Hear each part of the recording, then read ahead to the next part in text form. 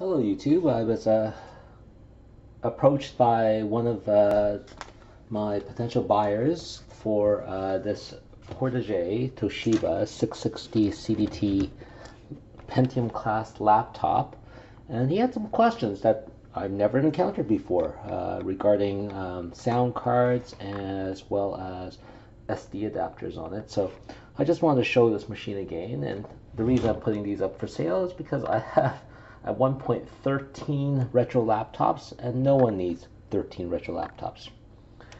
As you can see, I have cobbled together a 460 CDT CDR because the bottom plate doesn't match between that series and the Portage. I have taped it in place. I have included the original floppy bay insert. Notice that there's no floppy drive, although I am. And let me show you something that's very important. If you own or are thinking of purchasing this era, anything Pentium 2, Pentium 3 or below, they use a nickel metal hydride CMOS battery that almost always self-destructs. Now, this is the hard drive dongle, which you can see you really don't need. It just helps to slide it in there. But let me show you something interesting about these. I don't know if they'll show up on this, but if you can see, these nickel metal hydride batteries, when it starts leaking, the electrolyte tracks along the wires and gets into the connector. So the connector here is a little bit green and corroded. Pretty hard to show on this, but basically it's a re-emphasis that get those nickel metal hydride batteries out before they do perma damage to your retro laptop. Whether it's a main battery or a CMOS battery, they will destroy the laptop. The only other thing that can leak is the electrolytic capacitors, which generally are not an issue. Once again, you can see that this laptop has flip down leg stands, infrared, power, the Pentium fan, and that's another point. The Pentiums just don't run that hot. They don't need to run the fan that often, and so that's not a big issue. Port connector, VGA, parallel, serial, PS2, and a Toshiba floppy adapter. Now, I happen to have that from my other systems. Then going forward again, we have our the ID hard drive slot, as well as the two PCM-CIA slots. And one thing to note, the Pentium class and above do support card-soft or 32-bit PCM-CIA adapters, whereas 486 class and below often only support 16-bit. So, going back to it, I usually use compact flash 44-pin ID adapters. The reason why is that you can get data on and off very easily using a PCM-CIA compact flash reader. You can plug it in, and then using a USB reader on your desktop, you can get it off onto a modern system. Now, because of Phil's Phil's computer lab, he is a proponent of these SD card devices, IDE devices. Now, I thought, oh, I'm going to give this a try. And this particular one was purchased off Amazon Canada. The model number is X003OM21VH for about $25 after tax there. Because I thought, oh, let me give this a try. And indeed, there is an advantage to using these sd-ide adapters, is that you can use cheaper SD cards, trans flash cards, and it's very compact. The problem is that, let me show you, because of the orientation of the card, this particular small PCB, they've elected to put a side load. This just boggles my mind. A side load for the SD card. So when you put it in there, how the heck are you going to get that data off without pulling out the card? And because the the IDE slot is so deep, it's actually finicky to get in there. I actually use forceps and pliers, and I use a flashlight to get in there. It's actually not easy. So once I plug this in, I have no way of getting it out. And it is finicky, so very often if you align the pins, they're upside down and backwards. So again, gotta be really careful about this. I've heard that you can use SD card extension so that you can access the card out here if you run the extension cable. Now, one last thing, be careful. These 44 pin IDEs have one pin blocked quite often, so if it's not getting in there, if there's a you need to run a flashlight and make sure you're not jamming it upside down. For this reason, I've decided to standardize all my systems onto compact flash adapters rather than SD. And you know, compact flash you just have to order from China or wherever like that, so it takes longer. I don't know if you can actually see into here. Let me see if I can get that going. It's not going to focus very well, but if you look carefully, you can see the 44 pin IDE connector in the back there, and one of those pins is blocked, so you have to orient it properly. So in this particular device, to get it in, I actually have to insert it with the SD card down.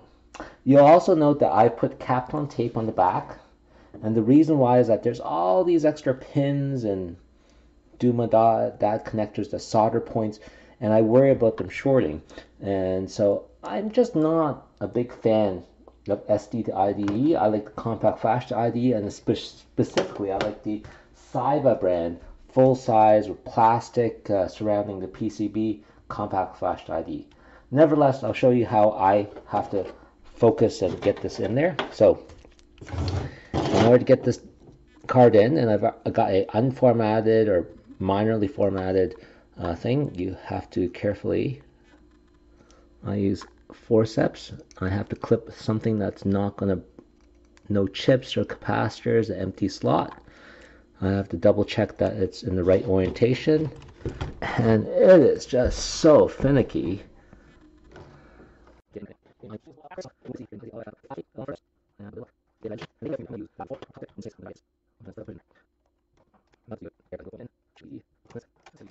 They take up a lot of space, as 8-Bit Guy says.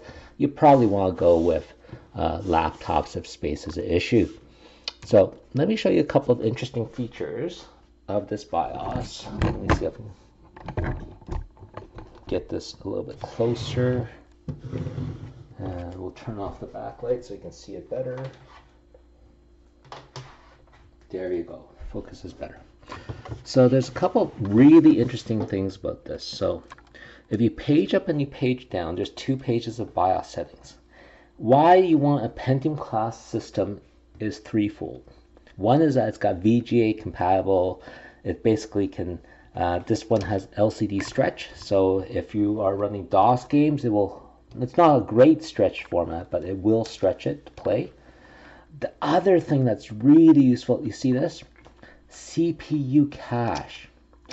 If you disable or change the CPU cache, you can slow down your processor. The other thing that the Toshibas do, you see this?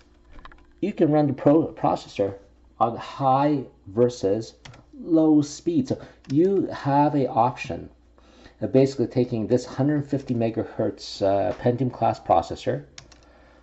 You can slow it down. I think it goes around to around half.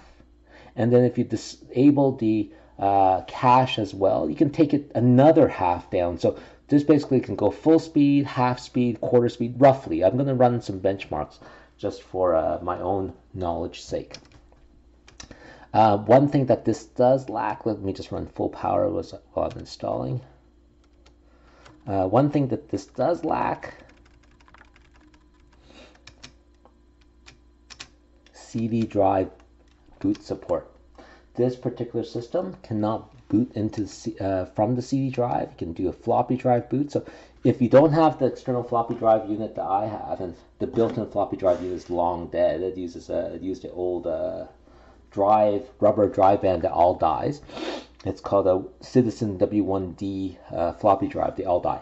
So what you would have to do is use another system, install your operating system on it, bring it over and use it to bootstrap. So that's the thing you do. Finally, the question was Unisound. Well, you don't need Unisound if your BIOS supports the sound settings. And the reason why Unisound, I think, is a problem for ISA systems is that there's so many IRQs that conflict, there's so many ports that conflict, but if it's built into the BIOS so you can specify soundblaster compatibility, Windows sound system, which, for example, the default is 220 for soundblaster. IRQ5, DMA1 is going to be the standard for all this. It's done. Who needs a additional third party? All you need to do is in config sys, set your blaster to these parameters and you're good to go. I do not have a dock for this. I know it supports a dock, but you will need to save the settings. And now I'm going to boot into my USB floppy. So here I have a USB floppy, DOS 6.22 with CD support. Now remember, DOS 6.22 only supports 2 GB partitions, so you'll need to do a primary 2 GB partitions followed by a secondary partition. I do think it supports bigger, but if you then use older operating systems, you might have compatibility issues. So if you're playing DOS games, suck it up, run multiple partitions, and make no partition greater than approximately 2 GB. So let's see what we have here. Okay.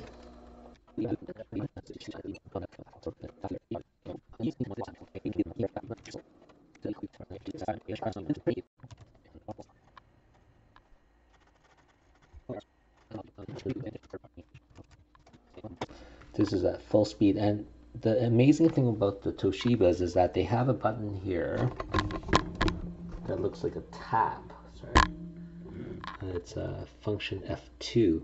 And actually what that does is it allows you to change the CPU speed on the fly. So you go from high to low speed mode. It's actually for power savings. So let's see what we have here. Let's run speed. This is landmark speed test 2. So at full speed, you can see that it runs like a 866 AT with a full point 25, 26, and I don't really care about that so much.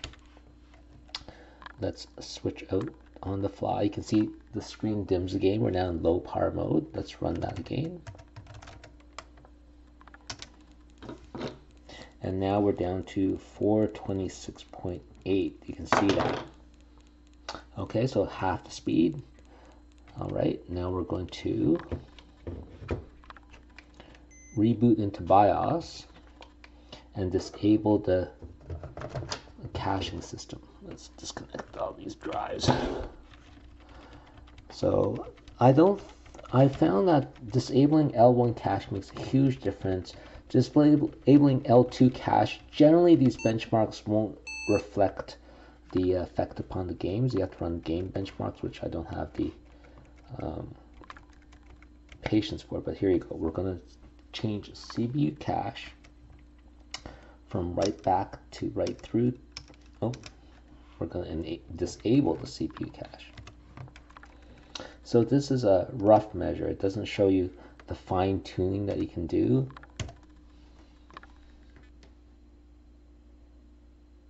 And I remember the YouTuber, it's Phil's Computer Lab. He's awesome. If you haven't watched his retro computer stuff, he put together a whole bunch of stuff. He was very active on Vogons at one point, and I think he still does great work. And I personally donated to him, and I highly advocate that if you like his stuff, that you throw a small donation to support his work.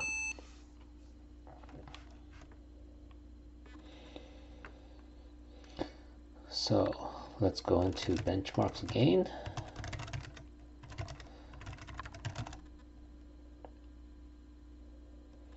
So this is without the cache. Wow, look at that. It's running at a 12 megahertz AT. That is exactly what you want to see. Now, I told you we could change this dynamically.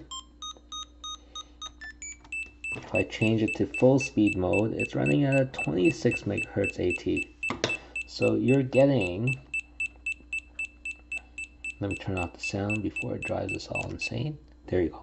So you're getting a wide range. You can run 866 AT, which is a Pentium. You can run half Pentium speed, which is like about Pentium 75, and then boom, you can drop down into basically a AT12, 12 megahertz 286, and a 26 megahertz 286 is essentially a 386 class machine. Let's say a 386 DX20 or something of that sort.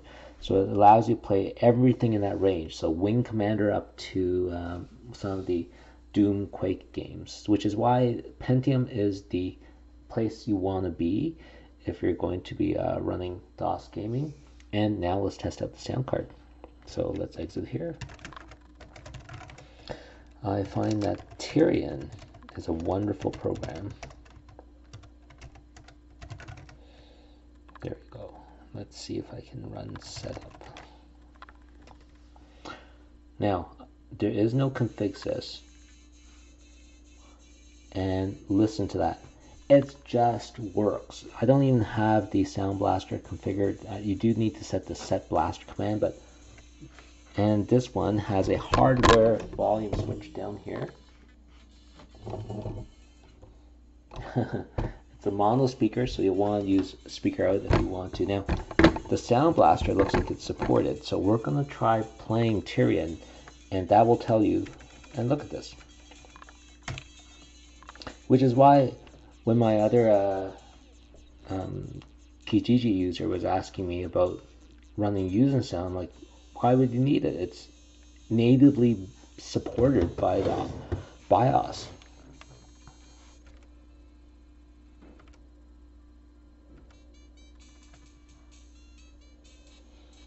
Now, let's see that works. Let's actually run the game now.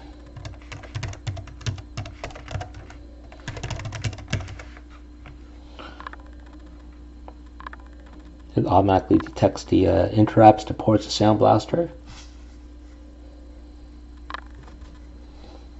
I find Tyrion's a good game because it will support FM audio. It'll support Sound Blaster for special effect, for the shooting effects. So you'll know what works and doesn't by just playing this one game.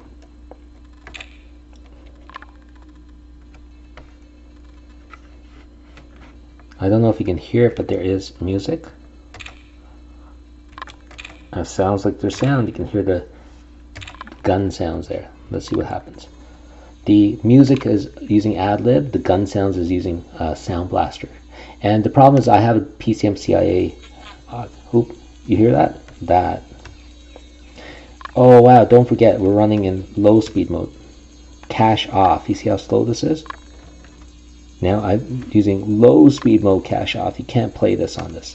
This is like running this game on a 28612. Now I'm going to turn it on. Speed it up. This is like running the game at 28625.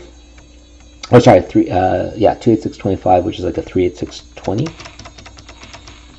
which is still not what we want to play this game on.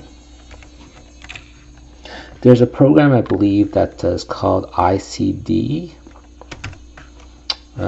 You can find it on Vogons, and it will allow you to turn, using software, the built-in cache on and off. Right now I have not installed that program, so in order to turn the CPU cache on and off, I would need to go into BIOS. Hit F1 as it's booting up. And I don't even have a config sys or sound drivers or anything on here. Like, it's just works.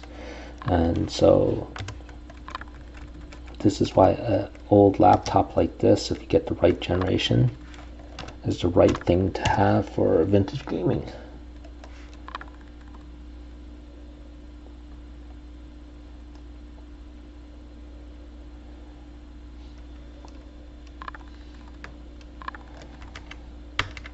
Can't skip the memory test.